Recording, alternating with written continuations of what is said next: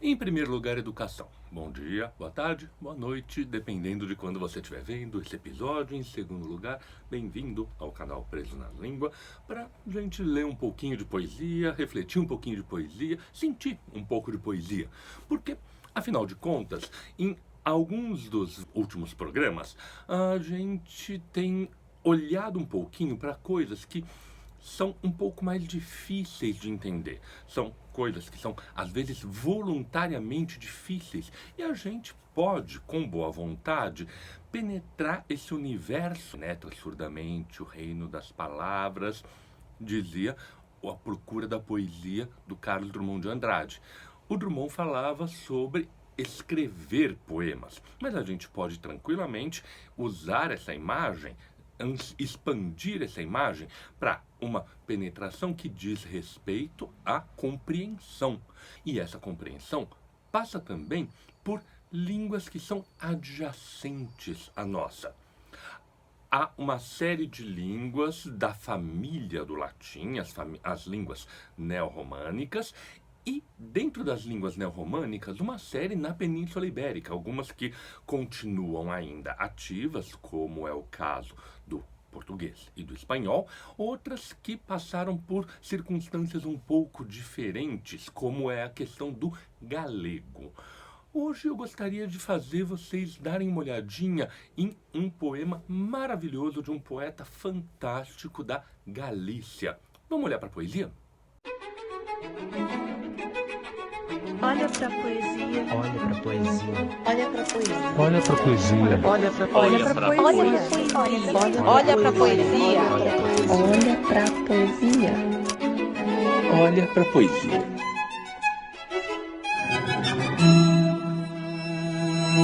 Galícia, essa região do noroeste da Península Ibérica, que é dominada pela cidade de Santiago de Compostela, e na qual a cultura dos trovadores floresceu entre os séculos XII e os séculos XIV e acabou gerando uma literatura de elaboradíssima qualidade.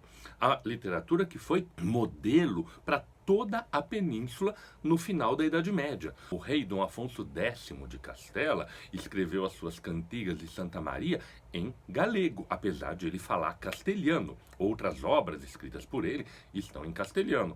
As cantigas estão em galego, como o neto dele, o Dom Dinis, apesar de falar português, escrevia as cantigas em galego. O galego acabou declinando enquanto língua de cultura logo depois do século XIV e passou por um período de ostracismo bastante grande, se resumindo basicamente a língua de campesinos, a língua de gente inculta.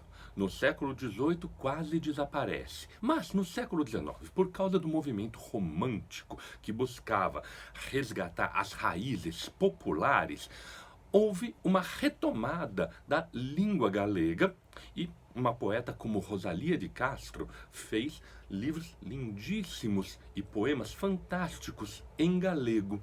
O século XX, com todas as lutas nacionalistas, com todas as questões que a Espanha passou pela Guerra Civil, a resistência ao Franco e coisas desse gênero, acabou levando muitos escritores a fazer uma obra consistente em galego. Hoje em dia, a Galícia fala galego com orgulho.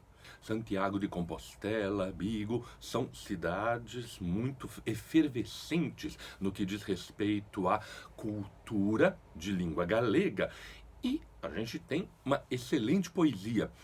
Eu tomei contato pela primeira vez na faculdade. A minha professora Yara Frateschi organizou e publicou uma antologia de poesia galega muito boa, muito abrangente.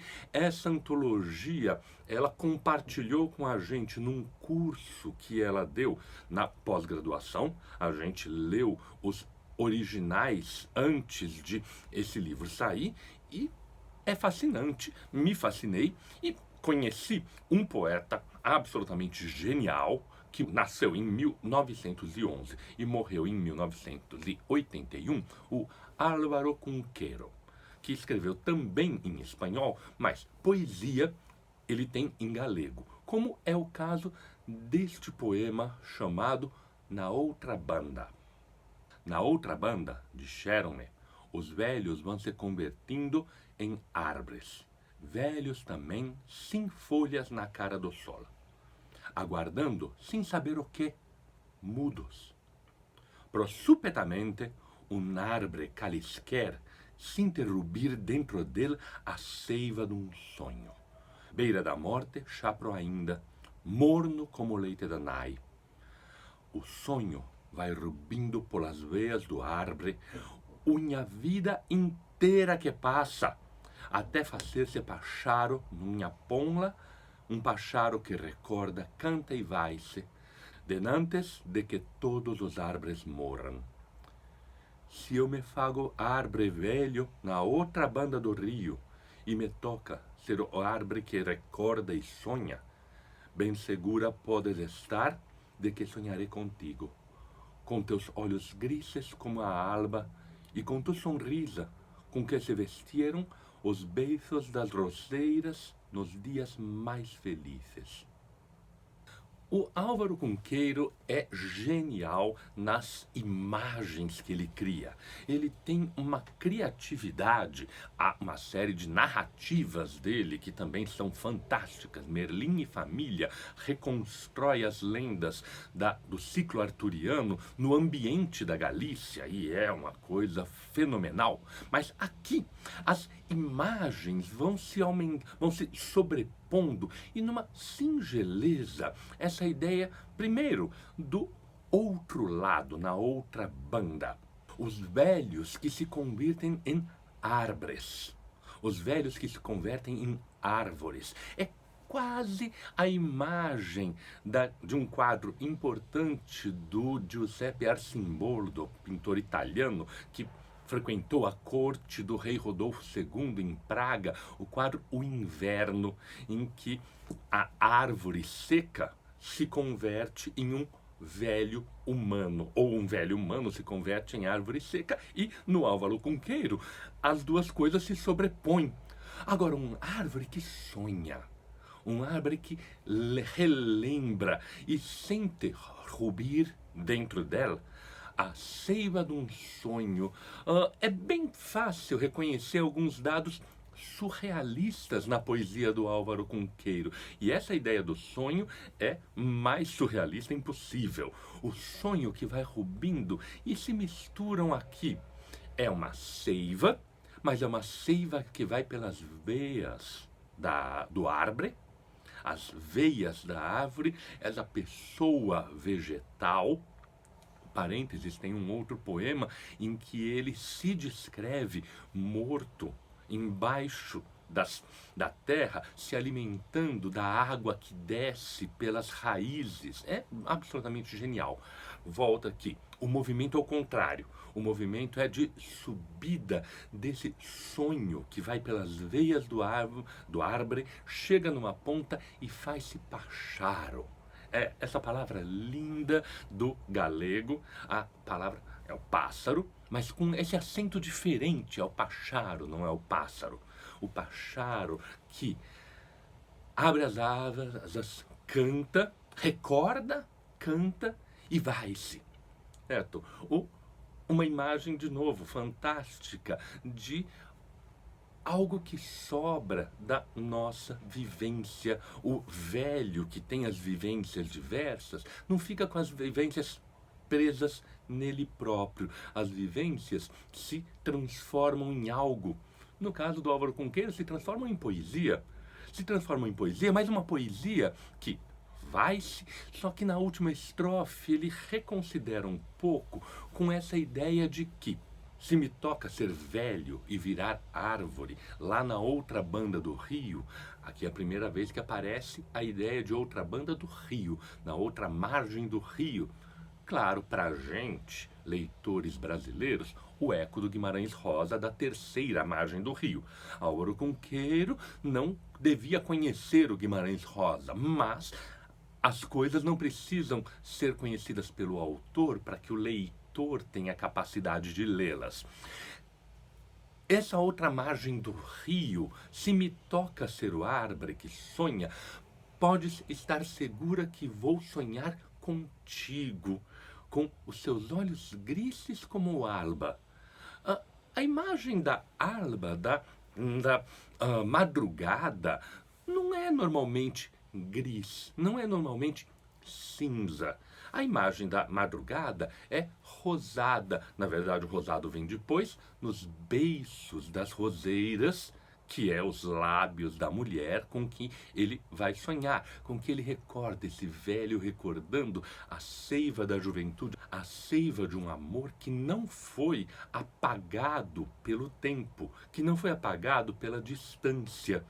Eu vou relembrar do seu olhar gris, e o gris, o cinza do olhar da madrugada que está se montando, que está aparecendo entre uma noite escura e um dia claro. É bonita essa imagem. Na verdade, todas as imagens aqui são extremamente bonitas.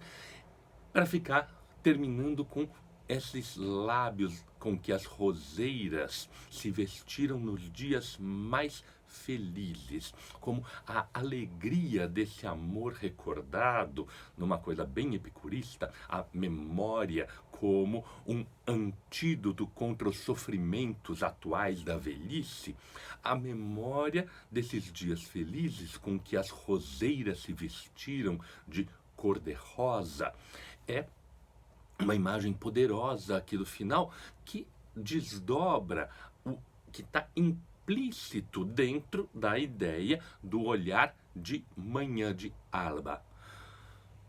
A quantidade de coisas fantásticas dentro de uma simplicidade de linguagem e que, mais importante, a gente, como falante de português, tem condições de ler com a maior facilidade também.